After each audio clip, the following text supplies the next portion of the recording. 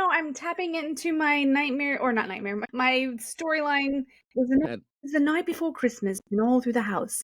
Not Okay. a creature was stirring, not even a mouse. I didn't get the assignment because I said all I wanted for Christmas was an Atari, so I wore my Atari shirt. But we're talking about Ghosts and Tiny Tim. Yes, we're talking about Christmas stories, specifically A Christmas Carol. What better way to come on the podcast with my little sparkly earrings that look like Christmas trees? And in the storyline where Ma in her bonnet and I in my cap, settling in for a long winter's nap. But that's a different story. We're going to talk about Charles Dickens, and we're going to talk about his Christmas Carol. Yep. All right, let's get into the notes. And for those who know Jaime, I have created two sets of notes this time. We have my version and we have Jaime's version. I inspired you to do that, though. Yes. Yes, you did. Because I said, this is the only way we're going to be able to coexist. Because if you give me something to read, I just go on and I get stuck. Like that one episode, I'm stuck on a pronunciation of a word and I say it 72 times like a tick before I can move on. Yes. But Well, yeah, go ahead. Sorry. I just feel like a Christmas Carol, for one, it was a short read. I almost read it again this morning. I haven't read it since I was a kid, but it's only like 80 pages. It's Yeah. simple, but there was a lot. Like, I feel like his childhood probably inspired this story Oh, yeah. because what happened to him, like with his father. His father was in prison for debt, and when he was 12 or something like that. So Hmm. he had to face poverty and social injustice and things like that, and that really comes through on the writing of the Christmas Carol. Yes. Okay, there I am. I'm stuck Yep. again.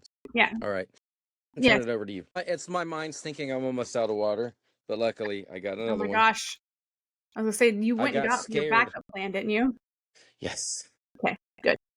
Yeah, as you mentioned, Charles Dickens, his life profoundly shaped A Christmas Carol. And you see a lot of it through the fact that he was kind of marked by these stark constraints in his life. His family started out like well-to-do middle class, and then eventually through, mismanagement of funds, which seems to be a common thread with humans. We tend to, I got money, I'm going to spend it, and then here comes the famine. Yep. But he was born in England, Portsmouth, England, 1812. And like you were talking, his childhood kind of inspired that whole, you got the rich and the poor, you've got this whole like this family of like struggles and this industrial revolution time era. What is the Christmas story visual aside from the book that you remember the most? Was it the Disney version?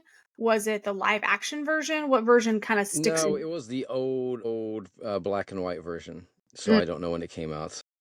And yeah. honestly, I don't remember if I seen the other ones. I read the book and I seen the old one, and then of course I seen Roseanne the comedy, and she did her version of it. It's just pretty funny.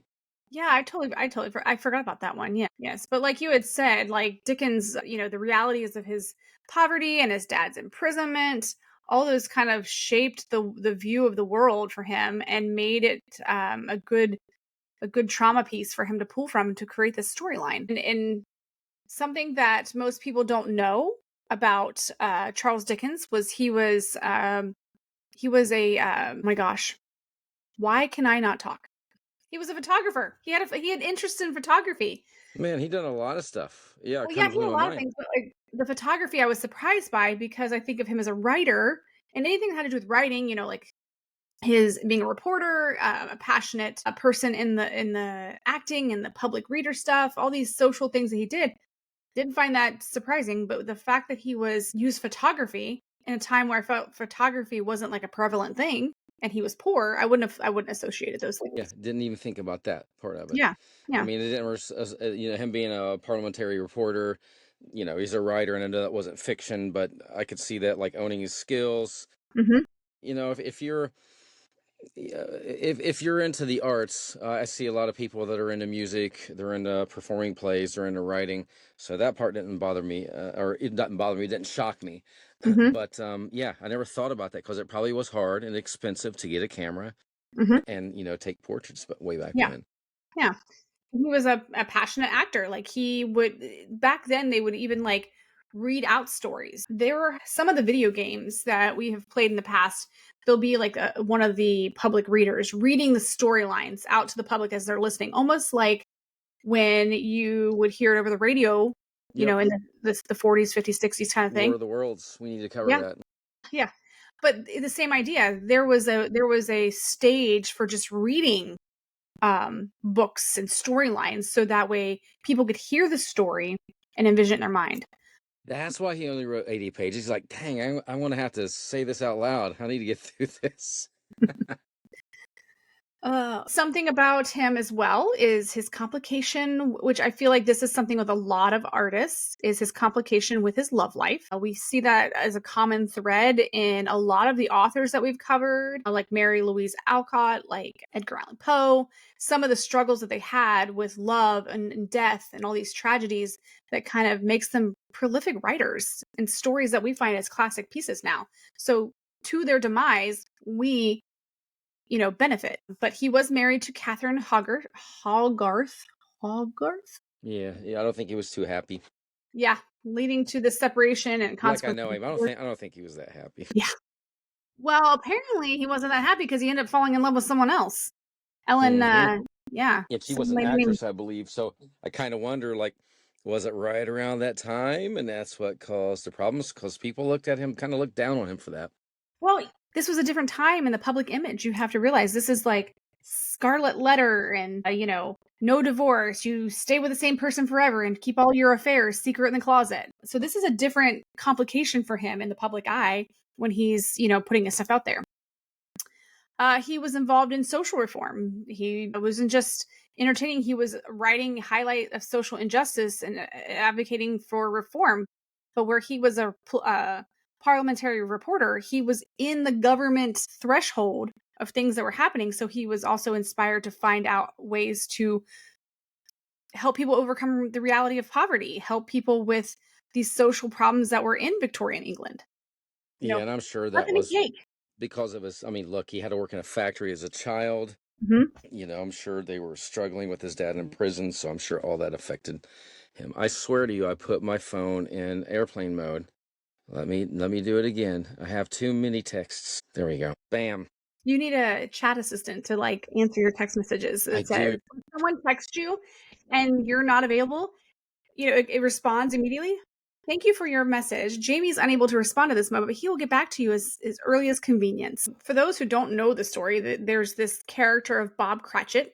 He's struggling to provide for his first family, meager wages, which we can say came from Dickens' own personal experiences and his empathetic understanding of being in that lower working class at the time. There was no like minimum wage per se of how here, like a cost of living or any of that. There was no, I think it was like certain people had to pay a certain amount of money just to be able to sleep in a used coffin, like a coffin for a pauper, whatever or just to find a place to sleep. I mean, you had to pay to sleep on the ground. Like just, it was some dark times. But this whole experience of this working class part, that's where we get this Tiny Tim, this frail and vulnerable, embodies this fragile life and this devastating impact of this Victorian poverty landscape with children. And I don't think people realize how many children died because of vitamin deficiencies, not being able to go out in the sun because they're constantly working in the warehouses during the day. This was a common thread in that history, was children dying and being, just, I don't know, just dramatic. Anyways, sorry. And then we have Ebenezer Scrooge. Yes, and then there's that character of Scrooge that everybody can call someone a Scrooge. Everybody knows a Scrooge. Yeah, that's like it's like have you ever seen your husband will appreciate when I say this. Have you ever seen the movie Kingpin? Yeah, I've not seen it. I know what it is though. Okay, well, It's a movie. I'm saying this for Dylan. Man, he got Munson's. What do you mean? When you're down on your luck, and that was Roy Munson when he should have been the bowling champion, and he got his arm chopped off. All right, But I slipped that in there for you, Dylan. the one thing about Scrooge is, I mean, I feel like Dickens portrays Scrooge as this greedy Scrooge. Yeah, Yeah, this miser, greedy mean. miser for sure. Yeah, this person who hoards his money, and I think of Ebenezer Scrooge McDuck, Scrooge Yes. McDuck. Yeah, counting all his, DuckTales. So I imagine this person who's, very selfish and all these things, but Dickens doesn't hold on to the fact of making this person stay in that category, he gives them a way out. He gives them a redemptive quality to be able to transform into someone potentially that does help. It's almost like a huge story of self-reflection and pivoting your approach to humanity in a sense. And ghosts. And ghosts. And Jaime just learned there's 4 ghosts, not 3. Yeah, I don't know why, but it's been so long since I read and saw the movies. I'm thinking of, past, present, and future. Yes, not the most people think there's 3 ghosts, but no, there's 4 because the ghost that visited him the night. Yeah, so there will be 3 ghosts that visit you. Yeah, I mean, 4 ghosts. Yeah. Something about the social landscape of Victorian England was the 1840s. It was a period of immense social change in Britain, and the Industrial Revolution had created this vast wealth for people who were in the industry as far as like owning the industry, but it created a huge difference with the majority who were in poverty and social inequality. Yeah, and I think that like Dickens, he was an observer of that. He's like, I see this divide, and he put this into his writing. So yeah, so it was almost like it was crying out to the greedy rich. You can reform, you can help, you can reflect and see the people who are struggling and help them. Give them a little bit more. You don't have to give them everything, but give them a little bit more. And then there was this rise of social reform that he was a part of, wanting to push this narrative, and this involved being in various advocating systems and he wanted to reform the working conditions. He wanted to improve the treatment of the poor. His writings typically highlight these social problems. I know A Christmas Carol is about a Christmas story that takes place in a setting of Christmas, but for the most part, it's it's much literally deeper. it's literally about a social changes. Yeah, because I want, even when he wrote this and he was so passionate about this, I wonder if he's like, if people read this, can I help change somebody? Yes. To realize that the inequality and the difference, and you don't have to be a miser. You can help the poor. Listen, we're human. We need to help each other. Yeah. And I remember as a kid, even watching the cartoon of Disney's cartoon, Tiny Tim, and you see the gravestone. I remember crying. I remember finding it extremely devastating as a child. So as children maybe have read this, you kind of can empathize with what was happening in the storyline. Like, Mr. Scrooge, please change. All right. Yeah, and it had, didn't really have like religious and secular attitudes, but the overall theme would explore redemption, forgiveness, and the spirit of Christmas, resonating with the shifting landscapes of Victorian England. So, we can't really call it a Christian story, even though it's a Christmas book, but it is in that spirit of love thy neighbor, and help your fellow man.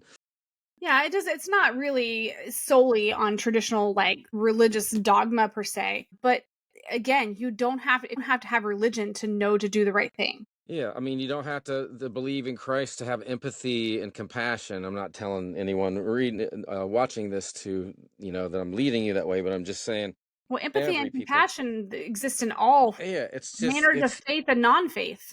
Yes, I know people who are atheists that are the most loving, giving people I've ever met. Actually, I saw a thing the other day that said if you have to have a god to be a good person, then you're not actually a good person. Like if you have to have something threatening you with hell and damnation, then you're really a good person, and you're just only doing that because you're being threatened by it. Yeah, it needs to come from your soul, and I think that's his approach to this book. Yeah.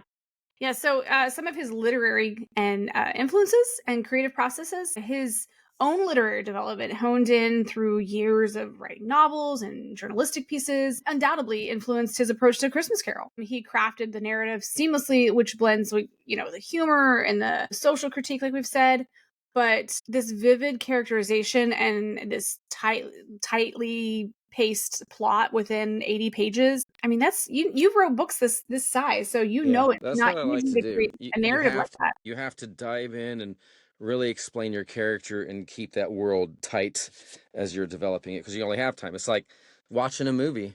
You only got so much time to finish that movie and to understand, the beginning, the middle, and the end.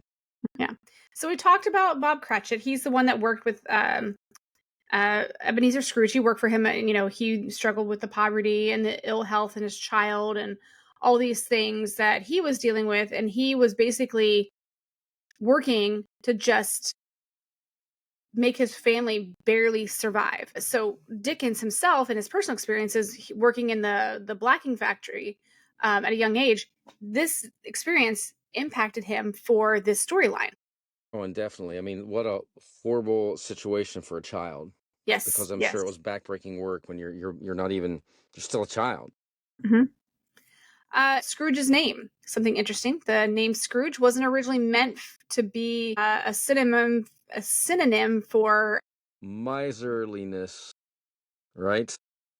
the name Scrooge Mm-hmm. wasn't originally meant to be a synonym for miserliness. Thank you. Yes. It took me a minute too. Miserliness. It's like Yeah, I was so, like, what?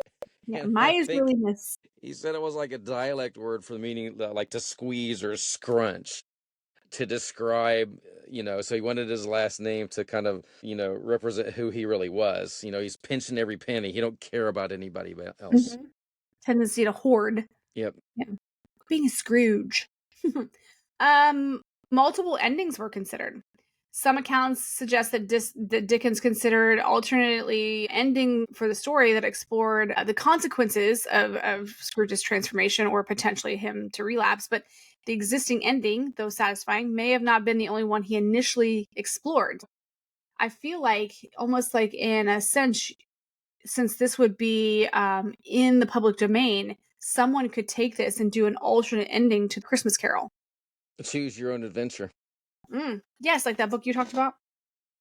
Yeah, so there could be a Another public podcast. domain thing here, people. You could literally take a Christmas Carol and make it your own. Ghostly inspirations. So the ghostly inspirations, like the ghosts of Christmas past, present, and yet to come, have come from his fascination with the supernatural and the spiritualism and things that were kind of very prevalent during this time in Victorian England. Yeah, because that was a time of table tipping and seances, and. And you're at the end of the time frame of the witchcraft, and that magic is essentially still in the air of like, ooh.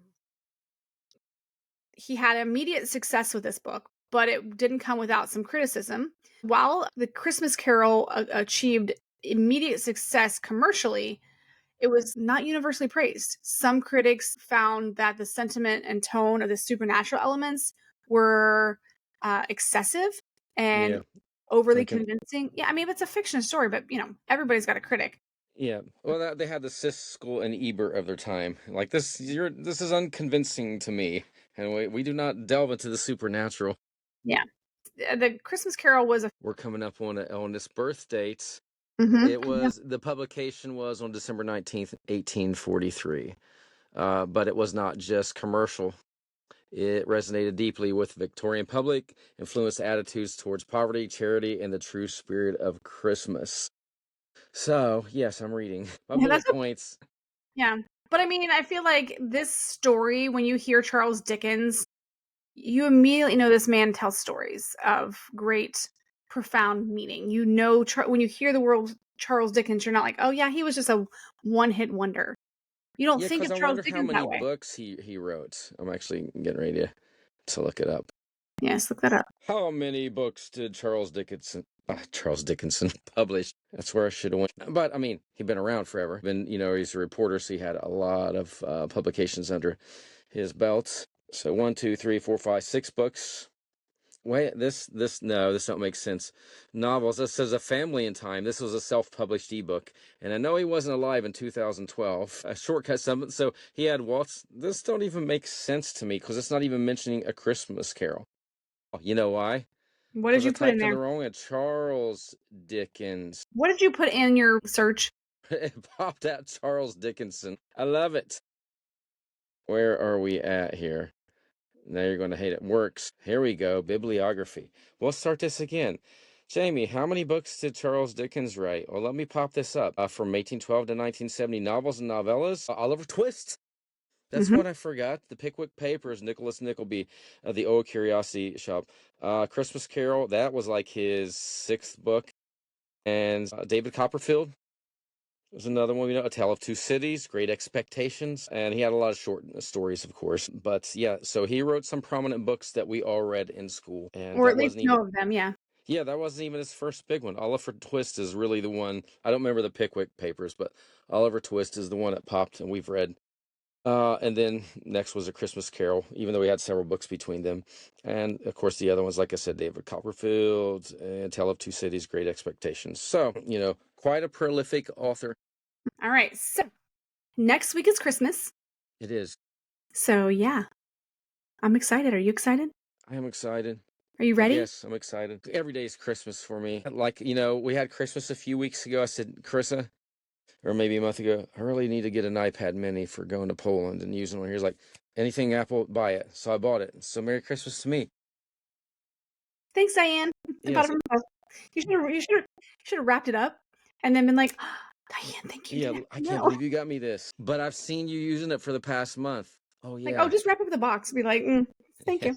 I told someone to do that the other day. I was like, just wrap it up and put it under the tree, and then your husband will act surprised when you get it and be like, what?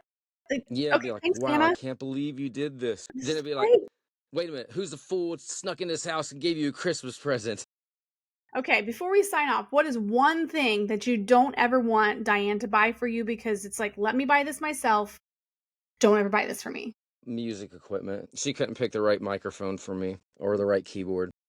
I don't buy Dylan movies because he has so many, so I'm like, I don't even know. I just got Netflix and Amazon Prime, so I never buy movies. I'm like, and if it's not free on there, then I'll buy it. Well, Merry Christmas to those for the next coming week. Happy holidays to those who are not practicing to celebrate Christmas and all these other festivities we have going on. We have Kwanzaa, we have Hanukkah. There's all kinds of great cultural experiences happening. Festivus, yes. But for the rest of us. For the rest of us, yes.